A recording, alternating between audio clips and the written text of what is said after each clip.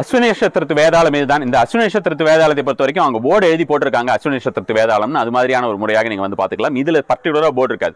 மத்த எந்த ஒரு வேதாளத்திலையும் பாத்தீங்கன்னா அந்த ஒரு வேதாளத்துக்கு மேலேயே வந்து அந்தந்த நட்சத்திரத்துடைய பெயரையும் போட்டு வச்சிருக்காங்க, வேதாளத்துடைய பெயரையும் போட்டிருக்காங்கன்னு வச்சுக்கோங்களேன். இதற்கு ஏன் போடவில்லை அப்படின்ற மாதிரியான விஷயம் தெரியவில்லை. இந்த வேதாளத்துடைய பெயரும் தெரியவில்லை.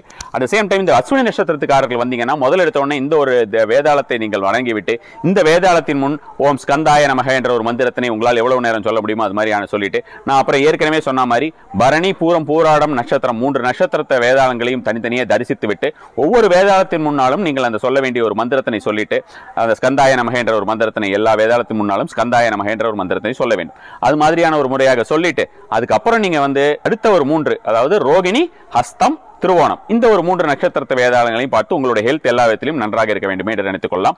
அவங்க அந்த வந்து இது இருக்கக்கூடிய எல்லா நீங்க நேரில் வந்திருந்தீங்கன்னா நேரில் வரும்போது வந்து இருக்கக்கூடிய எல்லா அல்லது வந்து இந்த வீடியோ பார்க்கும்போதும் இருக்கக்கூடிய நான் சொன்ன மாதிரி அந்த 7 விதமான வேதாளங்களுக்குமே உண்டான ஒரு போட்டோவையும் நீங்க எடுத்து வச்சுட்டு அது மாதிரி கூட வீட்டில் வச்சுட்டு நீங்க வந்து முதல்ல ஒவ்வொரு முறையுமே வந்து முருகரை வழிபட்டு விட்டு பின்னர் அந்த ஒரு விஷயத்தையும் நீங்க செய்யலாம். முருகரை வழிபட்டு இந்த வேதாளங்களிடம் வந்து ஸ்கந்தாய நமக என்ற ஒரு மந்திரத்தை சொல்லவும் நல்ல ஒரு பலனை தரக்கூடியதாக இருக்கும்.